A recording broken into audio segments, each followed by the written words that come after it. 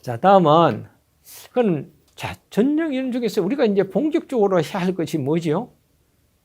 동계 전쟁과 학예 전쟁이 있는데, 제가 참으로 이 부분이 오면은 굉장히 여러분한테 할 말도 많고, 여러분하고 대면 교육을 하면은 질문도 많이 받고, 질타도 많이 받아야 할 부분입니다. 동계 전쟁과 학예 전쟁.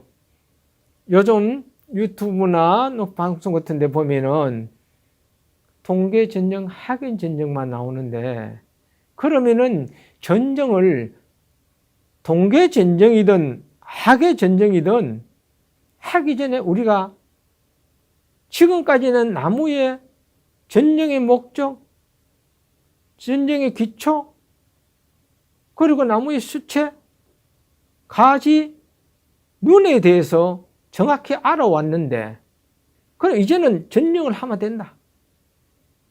그 가지를 알고 그 눈을 알았으니까 내가 수용을 어떻게 잡아나갈 것이냐, 내가 올게 수채를 어떻게 만들 것이냐를 다 알고 있어서 이제는 톱을 들고 전지가위를 가지고 나무에 달라들 수가 있다.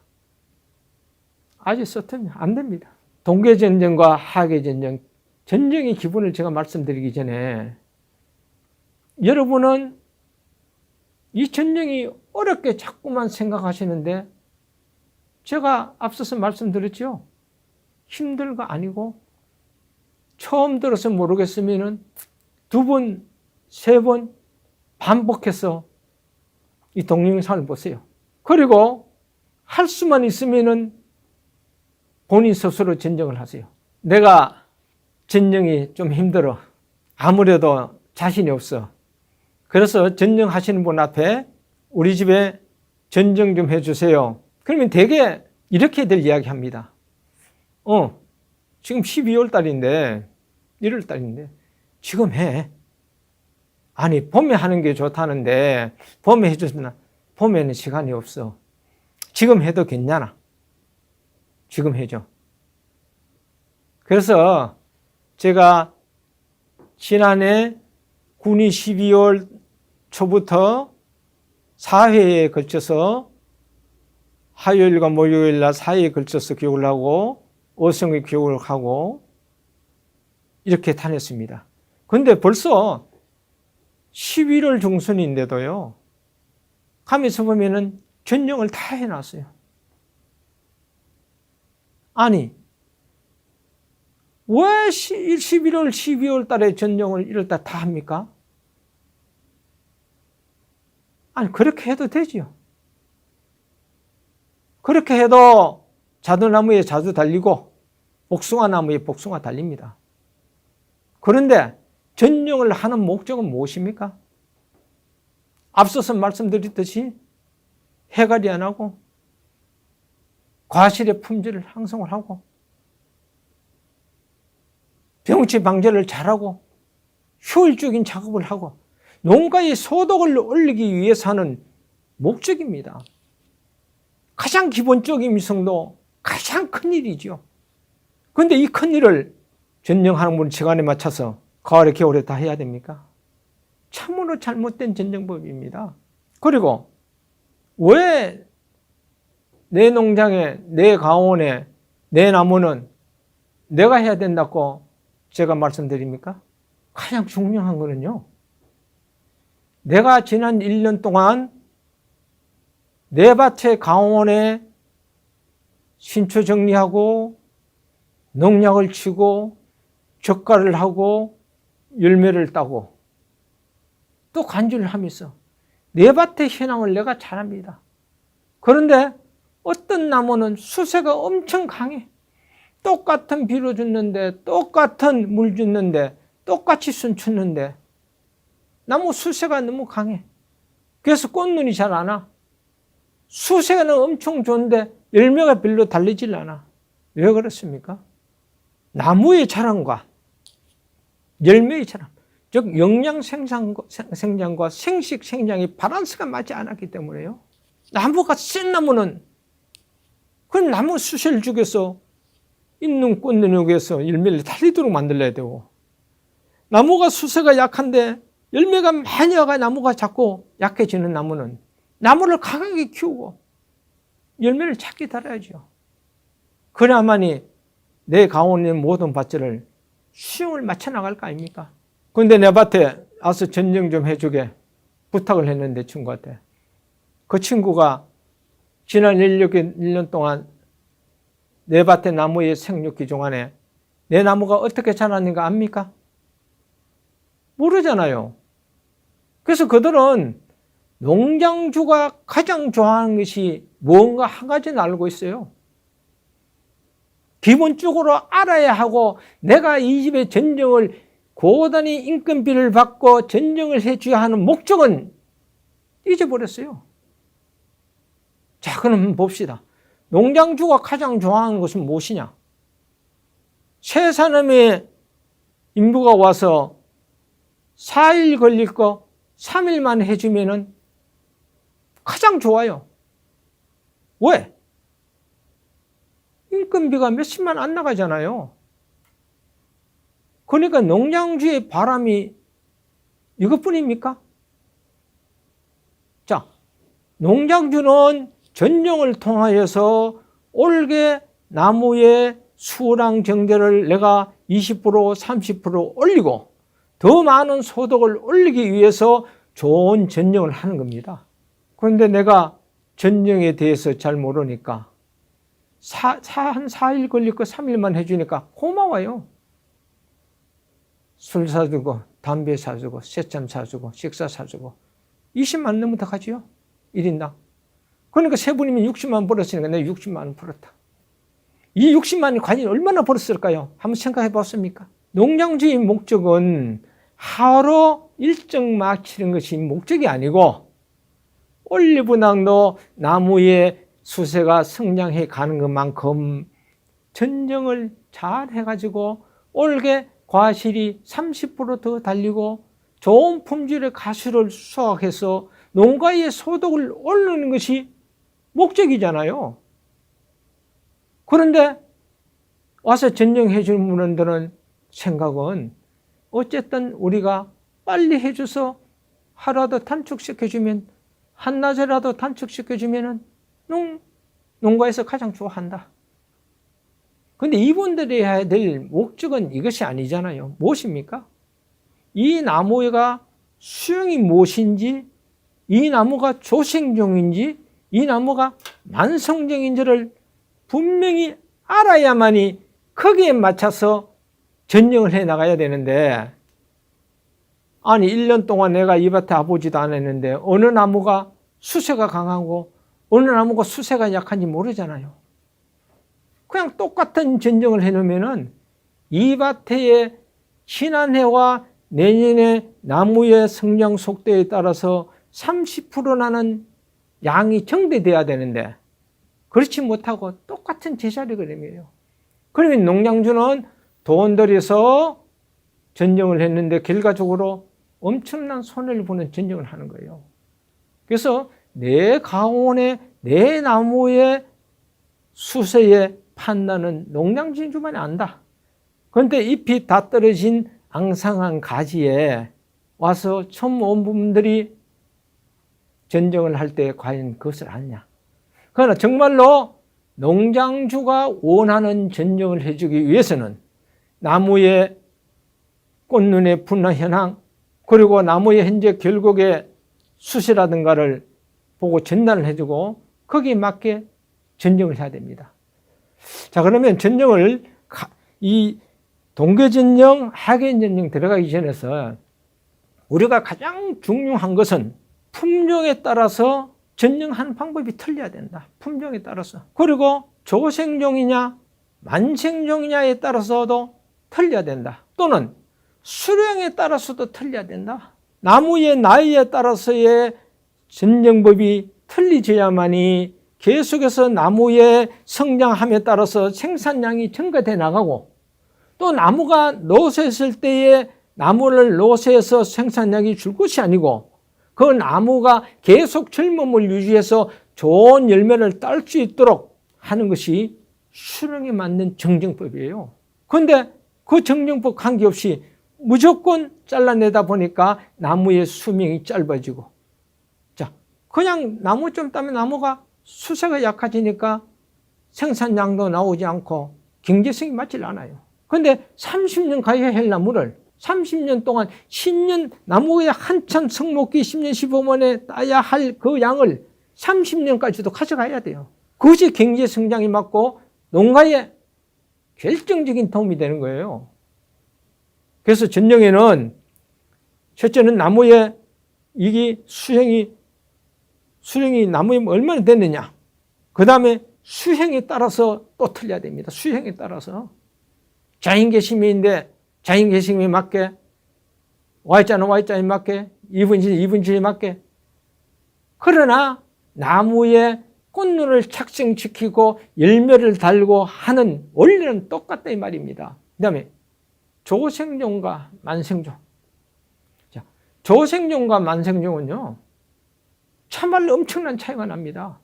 그런데 우리나라에 조생종에 대해서는 정말로 잘못 알고 있어요. 조생종에 대한 연구가 너무나 불안합니다. 우리가 나무의 핵가루인 자두 복숭아에 전정을 할 때 잘된 전정 방법을 본다 했을 때 어떻게 봅니까? 단가지, 중가지, 이룰. 단가지 70%, 20%, 중가지, 나머지 장가지 있을 때 가장가시 좋다. 그런데 사실은 중만생종은 맞아요. 그러나 조생종은 그와 반대를 해야 됩니다.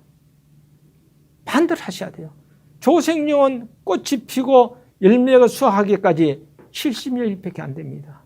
이 동안에 열매를 키워야 할 양분의 축적이라든가 잎눈의 확보라든가 저장 양분의 확보가 단가지에서는 이루어질 수가 없습니다. 그래서 조생종은 중장가지 위주에 달아야만이 내가 원하는 과실을 생산할 수가 있다. 자, 그럼 품종에 따라서.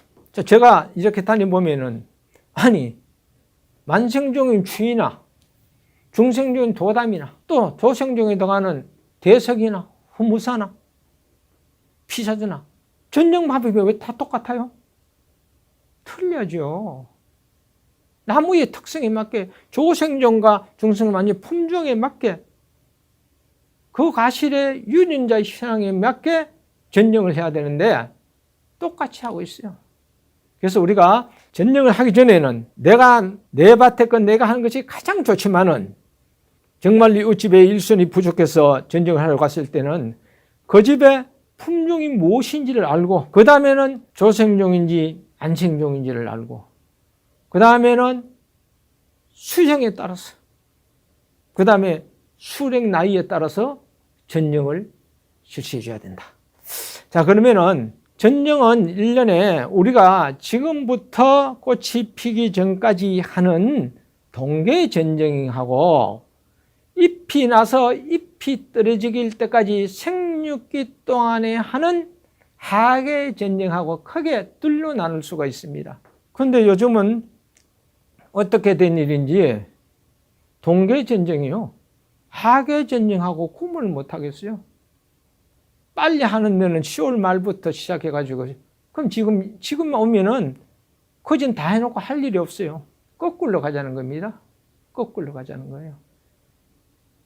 나무가 10월 달부터 12월 달까지 내년에 농사 지어야 할 저장 약물을 축적하는 아주 귀중한 시기예요. 이 시기에 벌써 다 해버렸어. 그럼 내년에는 나무가 정상적인 성장과 고품질의 과일을 생산할 수 있을까? 한 번쯤은 생각해 보셔야 됩니다. 여러분, 교육 많이 받으시잖아요. 받으실 때마다 겨울 한겨울에는 전정을 하지 말아라, 하지 말아라. 나무가 스트레스 받는다, 하지 마라. 이 정도로만 이야기를 해주니까. 그런데 봄에 가면 일꾼이 없습니다. 저는 농장이 커서 혼자 다 뭐 합니다. 겨울부터 해야지 다 합니다. 그런데 제가 어느 강의를 들어갔는데 한 지도사가 이렇게 말씀드렸어요. 겨울에 전정을 해도 됩니까? 물으니까 해도 되고 안 해도 됩니다. 아니, 하지 말라 하는데 왜 해야 된다고 말씀하십니까? 하니까, 일손이 없으면 어떡합니까? 겨울에라도 해야지요. 그렇지만은, 겨울에는 하면 나무가 스트레스를 많이 받으니까 할 수 있으면 봄에 하는 게 좋은데, 일꾼이 없으면 어떡합니까? 그거는 하고 안 하고는 농가가 알아서 하세요. 참으로 무책임하면, 정말로 말하면 무식하다 할까요?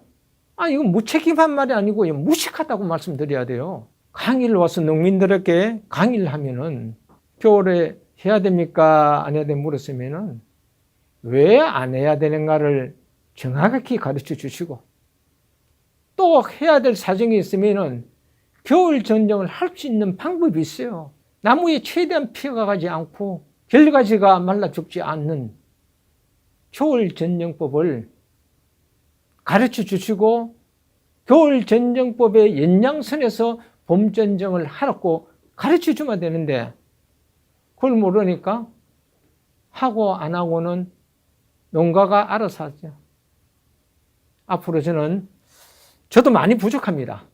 많이 부족하지만은 이런 무책임한 강의는 해서 안 된다.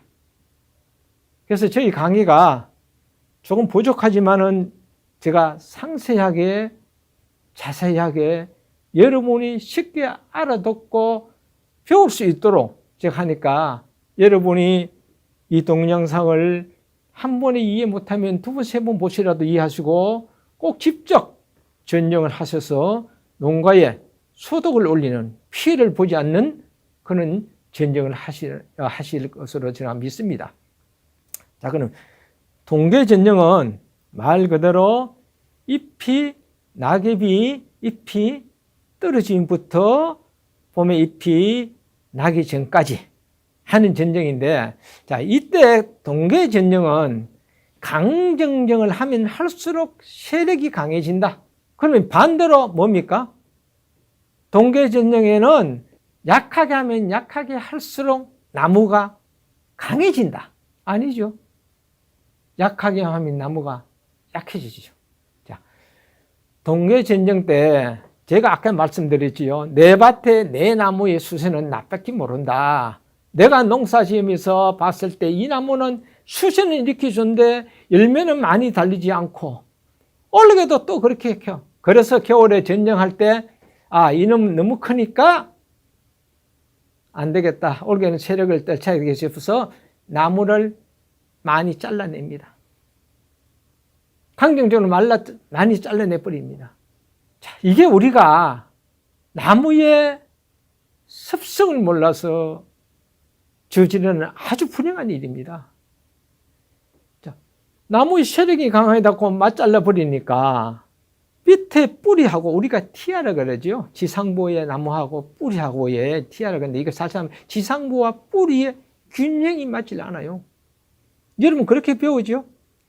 지상부의 나무의 생긴 모습이 지하부의 뿌리 모습이다. 그런데 뿌리는 그대로 놔두고 봄에 싹이 트기 전에 지상부를 많이 잘라내다 보니까 강제정이 됐죠. 그러니까 봄이 되면은 뿌리는 저장약물을 먹은 채로 그대로 있었으니까 지상부는 많이 잘랐지만은 남은 부위에 눈이 트기 시작하고 자라기 시작합니다. 그런데 잘라낸 부위를 1m를 잘라냈으면은 7월 신초의 자랑까지 1m가 자랍니다. 그러면 내가 지난 여름에 이놈이 세력이 강해서 올게 많이 잘라냈는데 또 강해. 강하다 보니까 잎눈은 많이 오는데 꽃눈 분화가 이루어지질 않아. 왜? 나무 자라는 대로 영양이 다 가뿐이다 보니까 꽃 만드는 대로 영양이 적게 오니까 밸런스가 안 맞아. 그래서 나무가 계속 성장을 해요. 그건 해마다 되풀이하는 거예요. 그러니까 이 집에 전쟁을 해주셔서 오신 분이 나무가 왜 세력이 익히 좋은지 나쁜지 모르잖아요. 그럼 똑같이 끊어버려요. 그러다 보니까 역시 나무가 계속해서 세력이 좋아지니까 열매는 없고 또 겨울에 오면 또 잘라내버려요. 자, 반대로 내 밭에 이 나무는 세력은 약한데 꽃눈이 엄청 오고 열매가 많이 와. 그래서 많이 딴다고 땄는데도 적정 수준의 열매보다도 많이 달렸다 보니까 열매도 잘고 나무도 자라질 않아. 그럼 이 나무는 반 왔다가 겨울에 내가 전정을 어떻게 해야 되느냐? 요는 나무는 전정을 강하게 해줘야 돼. 강하게. 그러나 강한 나무는 약하게 해줘야 되잖아요. 반발하지 않도록. 그러나 세력이 약한 나무는 강하게 잘라줌으로써 봄에 뿌리의 반달에 의해서 신초가 다시 세게 나와요. 그래서 나무의 수세를 회복시켜주고 나무의 수채를 다시 만들어주는 것이 겨울 정정의 주 목적입니다. 그런데 우리가 이걸 알지 못한 채 가을부터 벌써 똑같이 다 잘라버려. 그러면 그것도 똑같아. 생산량이라든가 나무의 성량이라든가. 자, 동계전정은 강한 나무는 약 세력을 전정을 할 때 약하게 해주고, 그리고 약한 나무는 반대로 강하게 해줘서 나무의 신초가 차고 나올 수 있도록 그렇게 만들어줘야만이 나무의 적정 수세를 유지할 수 있고 나무의 자랑과 과일의 영양 성장과 생식 성장이 바른스가 맞아가지고 나무도 자라고 열매도 내가 생각한 만큼 달고 좋은 품질의 열매를 수확할 수 있다. 자, 그럼 하계진령. 하계진령은 쉽게 우리가 그냥 신초만 잘라내면 하계진령이 하는데 하계진령은 3번을 하는 것이 하계정의 주 목적입니다. 자, 하계진령은 잎이 피고부터 잎이 질 때까지 하는 것이 봄부터 가을까지 하는 것이 하계전정인데, 자, 반대로 하계전정은 전정을 강하게 하면 할수록 세력이 약해진다. 자, 동계전정은 강하게 하면 할수록 세력이 강해지는데 하계전정은 강하게 하면 할수록 세력이 약해진다. 그래서 하계전정은 약전정을 기본으로 해야 됩니다. 약전정을. 왜 그러냐? 생육계 때는 우리가 1년 동안에 계속 뿌리에서의 양분이 충족시켜 주는 것이 아니고 6월 말일 1차 뿌리 생량이 끝나면은 그때부터는 뿌리에서 굵은 뿌리에 수분의 이동이 할 때 거기에 따라오는 약 13% 정도 빼의 아주 적은 양과, 그러나 광합성을 통하여 잎에서 물과 공기, 이 이산화탄소에서 만들어진 탄소와 탄소물에 만들어지는 과당과 녹말 각종 영양분으로 인해서 열매를 키우고 가지를 키우고 뿌리까지도 키워나가는 것이 이 하계 때 하는 겁니다. 그런데 우리가 이 하계 전정 때 나무 잎을 전정을 많이 잘라내면은 잎수 확보에 실패를 해서 나무 세력이 딱 떨어집니다. 그래서 생육기 때는 잎 한 장 한 장이 내 과실의 품질과 내 나무의 성장에 엄청난 한 부분을 담당하기 때문에 절대로 강전성을 해서는 안 된다. 오로지 약전정, 신초 몇 개, 도장지성 몇 개만 잘라내어 햇빛이 잘 투과될 수 있도록 만들어주는 것이 하계전정의 목적이다. 하계전정에 우리가 경입기가 끝난 후부터 7월 초 안에 하는 신초전정이 있고요. 두 번째는 수확기 전 전정이 있습니다. 사실 수확기 전정을 잘 이행을 안 하시는데 수확기 전정은 굉장히 과실 품질에 대해서 또 내년에 과실을 달아야 할 꽃능 분화에 대해서 굉장한 중요한 전정이다. 그러면 수확전 전정은 내가 언제 해야 되느냐? 수확전 전정은. 자, 수확전 전정은요, 딴 집에 전정을 한다고 바라보지 마시고 내 농원에 전정을 한다고 따라 하시면 안 됩니다. 수확기 전형은 여러분의 과일의 봉합선 있죠? 벽끝 부분에 빨간 점이 찍힌다든가 봉합선에 붉은 빛이 비치면은 컷대가 적깁니다. 왜냐하면은 우리 자선화 복숭아는 이 봉합선에 붉은 점이 찍히는 그날부터 2주 후가 수확 적기입니다. 그래서 상부 부분에 붉은 점이 찍히면은 이 복숭아가 2주 후면은 수확 적기구나. 자, 그러면 이때 우리가 보고 도장지라든가 신초가 많이 잘라내면 안 되고 위에 등면에 가로치는 것, 즉 밑에 거렁지를 지우고 너무 양분을 많이 뺏어가는 가지 위주로 약하게 해주셔야 됩니다. 자, 여기에 50cm짜리 도장지 비슷한 신초가 나와 있을 때 이 신초를 2주 전에 딱 잘라주면요, 물론 2매지 내지 3매지 놓고 잘라야 됩니다. 잘라주면은 여기에 나무로 올라가던 영양생장으로 올라가던 양분이 끊어내므로 해서 다시 어디로 갑니까? 주변에 있는 열매나 그리고 꽃눈 분화가 이루고 나오고 있는 신초로 분할이 됩니다. 나무에 자라는 양분을 열매로 보내는 역할을 해주기 때문에 이 시기에 우리가 수확된 전정을 꼭 해주셔야 됩니다. 자, 그럼 가을 전정은 언제 하느냐? 자, 가을 전정은 크게 나누면은 9월 중순부터 우리가 12월 중순까지 보면 됩니다. 왜냐면은 9월 중순 때는 아직 수확도 끝나지 않은 만생종들도 있지만은 이 만생종들은 수확 전 전정을 김용했으면 되고 그 앞에 수확이 끝난 조생종이나 중생종들은 이때 9월 초에서 9월 말까지 하는 전정은 내가 긴 결과지에서 해마다 끊어내는 것이 아니고 단가지 성으로 평생 가지가 크지 않게 만들어주는 단가지를 만들어주는 전정을 해야 되고, 그 다음에 10월 달에 들어서서 10월 중순 넘어서 10월 20일이면은 나무의 2차 생장이 끝납니다. 그럼 그때부터는 나무는 계속 저장약물을 추적하는 기간이기 때문에 이때 나무에 필요없는 도장지, 발육지, 그리고 밑으로 쳐진 차지라든가 이런 나무 가지를 잘라주는 전정 많이 하시면 안 됩니다. 왜?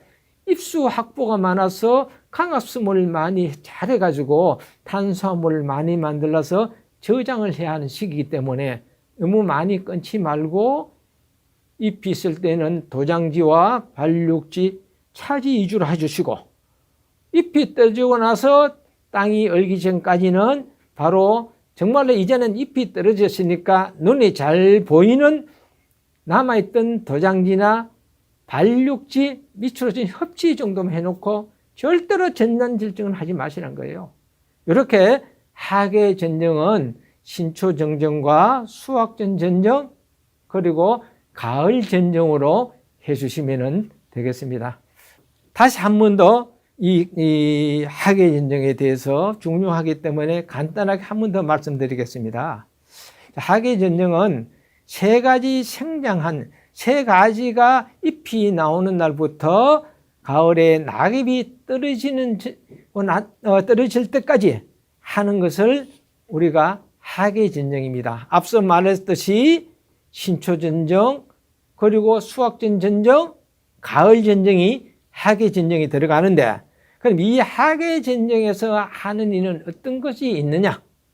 자, 그러면 발화에서부터 낙엽까지인데 눈따기, 적심, 숨비틀기, 모든 신초 관리 또는 수영 만들기, 가지치기 등 모든 작업 그리고 햇빛이 잘 들어오도록 가지를 개선해 주는 작업 즉 말해서 생육기 중, 우리가 생육기라는 것은 잎이 나오는 순간에서 수확을 다 끝나고 나무, 낙엽이 다 지는 그 공간을 생육기라고 합니다. 후민기 아닌 생육기. 생육기 중에 나무를 잘라 없애는 것 외에 적과 유인, 어쨌든 작업을 환경 개선을 위해서 하는 이런 모든 나무에 손대는 작업이 하계 전정이다. 자, 그럼 하계 전정을 했을 때 효과는 어떤 것이 있는가? 첫째는 수세 조절.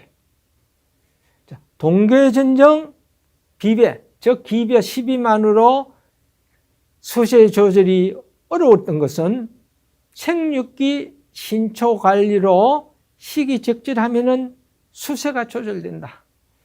자, 이 말은 무슨 말씀이냐 하면은 우리가 나무가 올게 너무 수세가 강해서 겨울에 이 수세를 낮추기 위해서 약전정을 해가지고 나무의 세력을 잠닫고 했는데도 그래도 좀 수세가 강하다. 수세가. 그래서 이 수세를 한 번 더 잡기 위해서는 자, 동계전정과 동계전정으로서 잡지는 못했어요. 그렇다고 요 나무에만 시비를 안 할 수가 없었잖아요. 그럼 함께 자라니까 그럼 요는 나무는 그 수세를 주고 있는 것은 어떻게 하느냐?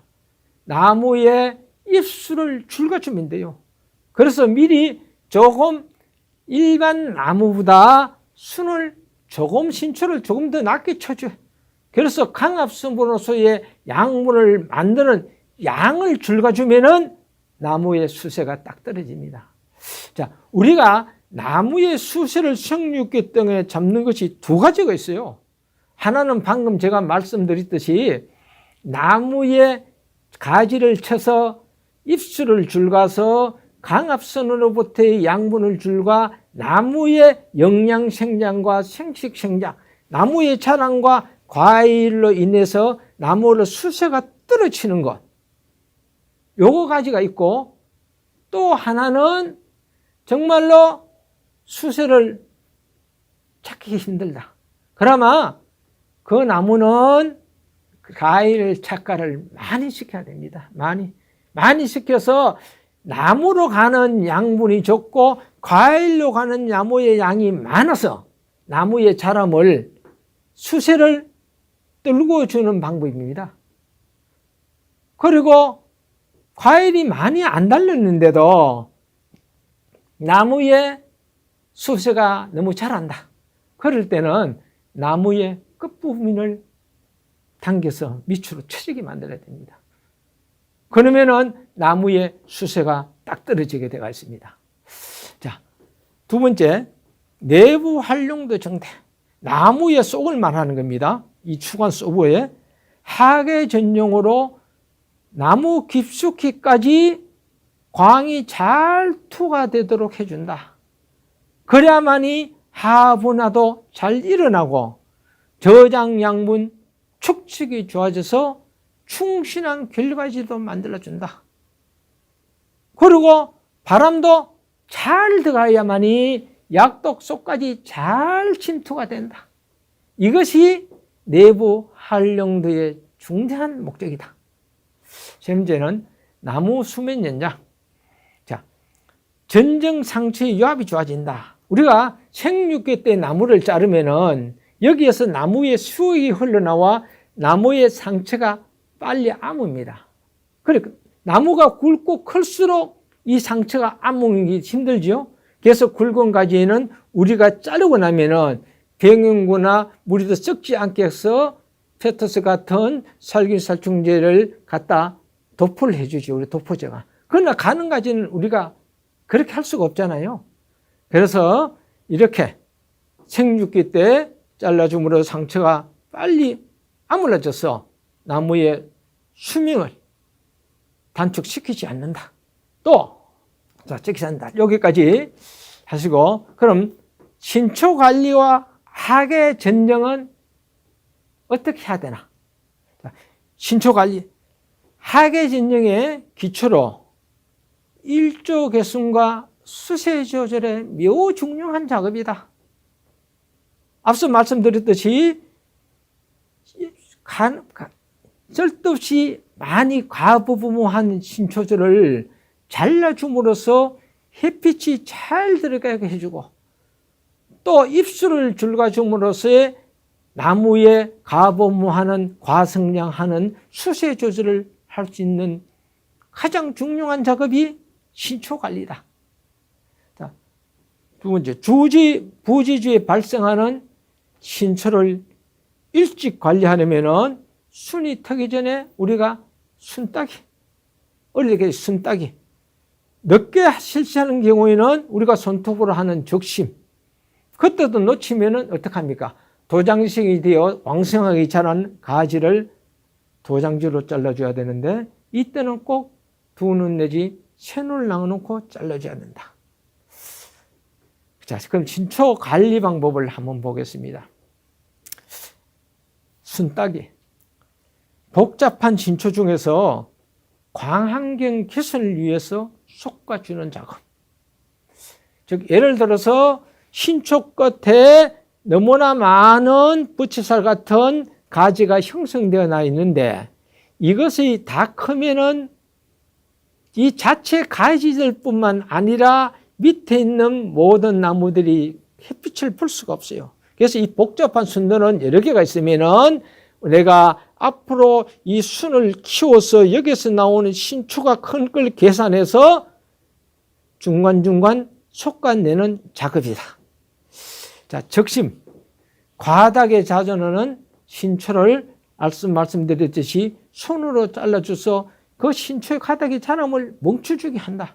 그런데 이 적심은 세력이 강하면은 잘라놔도 또 자랍니다. 그래서 2차, 3차 우리가 적심을 해줘서 나무의 도장성을 잊어버리게 만들어준다. 자, 도장지 정리. 자, 신초도 하지 않았고 적심도 하지 않았을 때 아주 약했던 나무가 나머지 신초 관리, 적심 관리를 해주다 보니까 이 가지가 순간 우리가 수확하고 수확 후에 양분을 먹고 자라서 과다하게 자란 정말로 필요없는 도장지. 근데 이 도장지라 해서 무조건 다 잘라내서는 안 되지요. 내 나무의 전체적인 수치의 그림을 보고 이 도장지는 우리가 3, 4년에 꼭 다시 나무를 갱신해서 새로운 가지로 만들어 사용해야만이 좋은 가시를 계속 딸 수가 있어요. 그래서 도장지라고 해서 무조건 다 잘라내지 말고 저 도장지를 내가 쓸 수 있는 위치가 어딘가를 한번 보고, 저 도장지는 내가 자축으로 씌워서 거기에 결가지로 내가 사용해야 되겠다 싶으면은 그런 가지는 한두 개 놔두시고 나머지 도장지는 잘라주시면 됩니다. 자, 자수나무에 숯을 안정시키는데 적심은요, 숯을 악신시키는 거잖아요. 그런데 적심을 짓때 잘 못해서 나무가 자랐어요. 그러면 수관 안쪽까지 햇빛이 들어가질 않죠. 위에 지금 그림에 보다시피 도장지가 적심을 안 하고 어릴 때 모르고 놔뒀는데 수확을 할 시점 수확을 하고 나서 보니까 나무가 너무 자랐어요. 그리고 위에 결과지가 많이 뻗어왔어요. 그럼 그 밑에 바라보면은 내년에 열매가 달아야 할 결가지 꽃눈이라든가 이런 것들이 또한 열매라는 것들이 햇빛을 보지 못하고 이 엄돌 속에 있다 보니까 상당히 약해요. 그래서 저 도장지를 밑에 그림과 같이 3매지, 4매지 넣고 잘라줌으로써 이 도장지에 올라가던 양분이 어디로 갑니까? 밑에 있는 열매와 새로운 신초, 결과지, 꽃눈 형성되는 데로 가서 꽃눈 형식도 충실하게 되고 전향양분도 충분하고 밑에 있는 가실도 좋은 당도와 색깔, 경도가 올라갑니다. 자, 이걸 잘라줌으로써 무슨 큰 효과가 있느냐 하는데 이게 영양생장이라고 그러죠. 나무가 자라는 걸 열매로 자라도록 돌린다. 잘라줌으로써. 그런데 밑에 그림에 보다시피 나무를 딱 자르고 나면은 지금 저게 잎 사이에 눈이 없습니다. 아까 앞서 시간에서 말씀드렸지요. 자마. 지금 위에는 분명히 다 잎눈이 형성되어 있어요. 위에는요. 그러나 도장지에는 보면은 잎눈이 형성되지 않고 있었어요. 뭐냐? 위에 양분이 정한 옷에 의해 옥신이 위에 놈부터 채기 때문에 옥신, 사토신이, 시베닌 이런 것들이 위에 질감을 조준하고 나감이 위에 협정되다 보니까 밑에는 양분의 부족 현상으로 인해 가지고 잎눈이 트질 못합니다. 그런데 저렇게 잘라줌으로써 저기에서 잎눈이 발생하는데 보통 5일 내지 일주일이 걸리면 저 겨드랑이 잎 사이에서 신초가 튀어나온 걸 볼 수가 있습니다. 그동안에 그리고 이 신초는 빨리 자라서 또한 결과지를 만들려고 양분을 빨아당기기 때문에 밑에 있는 부수적인 결과지나 꽂는 학이 형성이나 열매가 좋은 양분을 팔아먹고 좋은 결과지들을 만들 수 있다. 그래서 이 만들어낸 좋은 결과지는 이듬해 충실한 단가지로 또한 육성을 할 수 있다. 그래서 잘라는 데서 4개를 잘라서 4개에서 단가지가 나오잖아요. 꽃눈 형성만 되면 내년에 좋은 단가지가 되잖아요. 그래서 적심의 목적은 이런 데를 두고 시작한다. 자, 수확기 전정 효과를 보겠습니다. 아까도 앞에서 제가 부수적으로 말씀드렸지만 이제 좀 더 자세하게 나갈 겁니다. 자, 수확전 전정 효과는 첫째는 과도한 영양 생량으로 인한 낙과가 줄어든다. 너무 가지 나무가 자라는 데로 가다 보면은 나무가 굵어지면은 열매가 떠지는 낙과가 많은데 이걸 잘라줌으로 해서 나무의 생장이 약해짐으로 만들므로써 낙과가 줄어든다. 열매가. 자, 영양 생장을 생식 생장으로 돌린다. 나무에로 자라는 그 양분을 끊어줌으로써 열매가 자라는 대로 그 양분이 가서 당과 경도, 색성을 좋아지게 만든다. 광투과율이 높아져서 과실 품질이 좋아진다. 자, 우리가 다 알고 있죠. 나무 그늘 속에 밑에 있는 관은 색이 안 나옵니다. 과일이 색이 들어 따져야요. 과일이 색이 돋는다는 것은 안에서 당이 차서 색소가 나왔을 때 과일이 붉어지는 겁니다. 그래서 잎이 어느 한 주정에 있을 때는 바람이 살랑살랑 불면은 밑에 있는 잎이 바람에 흔들려서 태양의 기치에 들어옵니다. 다 따라서는 안 합니다. 다 따면 입수 부족 현상이 오지요. 그래서 이 나무를 많이 덮고 있는 정말로 침침한 곳에는 우리가 햇빛이 잘 들어오도록 신초 정리를 해줘야만이 과실의 품질이 좋아진다. 그 다음에 수관 안쪽에 있는 결과지가 말라 죽지 않는다. 앞서서 말씀드린 것처럼 햇빛이 들어가야만이 이 우리 핵가루는 굉장히 내염성이 약합니다. 그늘에. 자, 우리 추위나 또는 도담이나 늦게 한 나무 결과지가 많지 않은 품종들은 괜찮은데 봄에 나오는 조생종들 대석이나 또는 수박자두나 홍자두나 이런 것들은 보면은 결과지가 굉장히 많이 나오는데 그늘이 짙비 주면은 봄에 우리가 적화하러 가서 보면 참 적심하러 가서 보면은 또는 적화하러 가서 보면은 다 나무가 말라 죽어요. 전지 가입 필요 없이 그냥 손으로도 다 걷어집니다.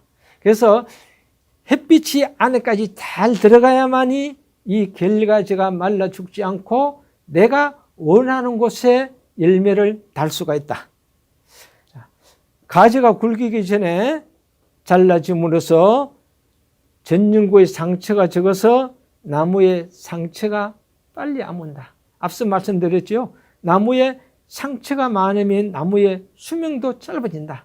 그러나 굵은 나무는 우리가 자랐을 때 당연히 톱신이라는 도포제를 발라줘서 세균 치니까 물을 막아줘야 되지만은 장가지는 그렇게 할 수가 없잖아요. 그래서 이 생육기 때 잘라줌으로써의 빨리 상처가 아물게 만들어주는 효과가 있다. 이것이 소화기 전의 전정의 효과다. 자, 그러면 마지막으로 가을 전정의 효과. 자, 가을 전정은 참으로 또 중요합니다. 물론 우리가 하계 전정의 신초 전정이나 소화기 전정에는 모두 과실의 고품질을 위하고 내년에 달아할 결가지 꽃눈 분화 현상에 지대한 영향을 미치지만은 이 가을 전정 효과는 내년 농사를 위해서는 정말로 꼭 필요한 단계다. 자, 한번 봅시다. 비대기 이전에 불필요한 가지나 도장지를 잘라내어서 광 환경을 개선한다.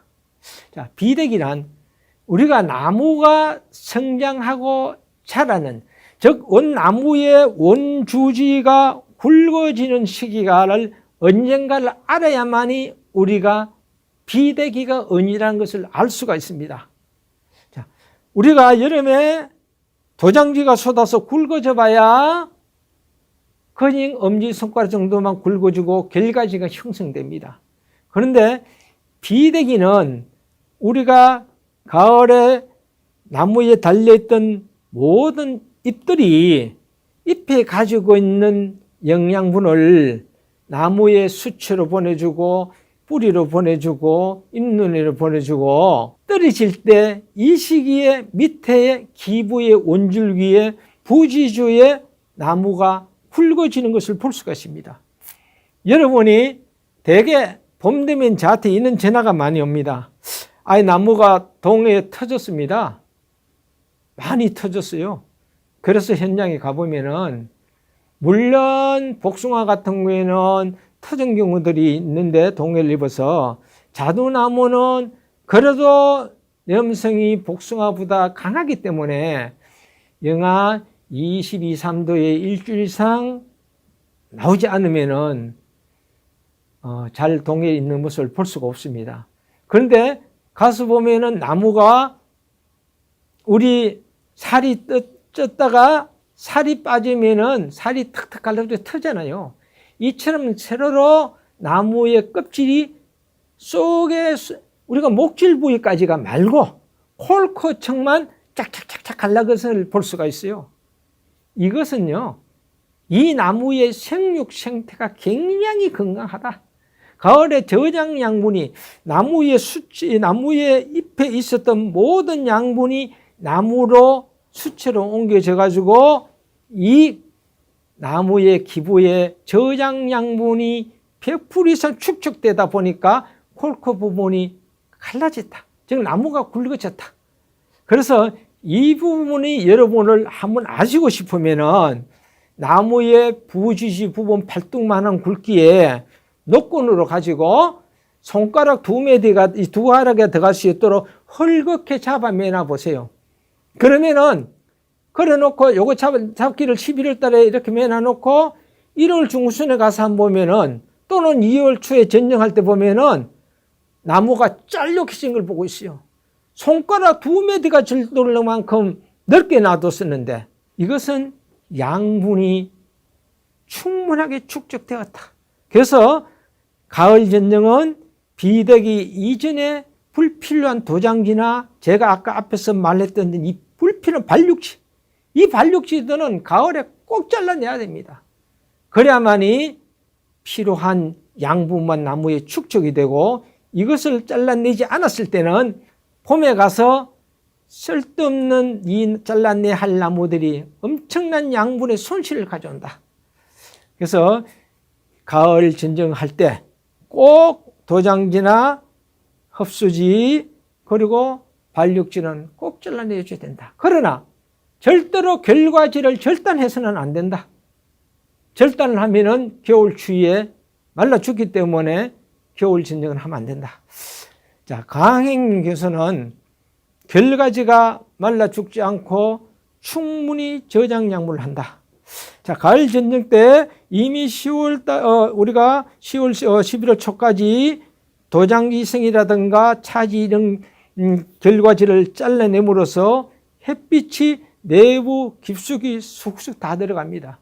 그런데 어떤 분은 중간에 가지가 하나 있어서 이게 보니까 그런지어진다.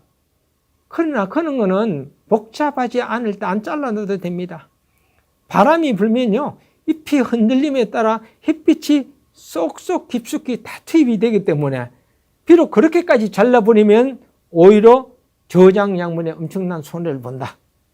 자, 다음 가을에 도장지를 잘라내므로써 도장지의 양분이 축적되는 영양 손실을 줄인다. 이 부분은 제가 여러 번 자꾸만 말씀드립니다.